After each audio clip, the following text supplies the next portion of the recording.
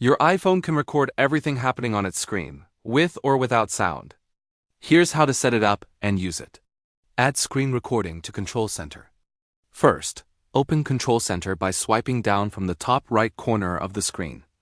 Touch and hold an empty area until Control Center enters edit mode. Tap Add a control. Search for screen recording and tap it to add the control.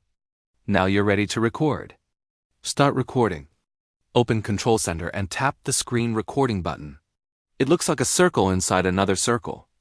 A 3-second countdown appears, then recording begins. You'll see a red recording indicator at the top of the screen while recording is active. Want to record your voice too? Here's how. Record with microphone audio. Press and hold the screen recording button instead of tapping it. A menu appears with a microphone option at the bottom. Tap microphone to turn it on, then tap Start Recording. Your iPhone will now record both the screen and your voice, making it perfect for tutorials, demonstrations, and walkthroughs. Stop recording. When you're finished, tap the red recording indicator at the top of the screen and choose Stop.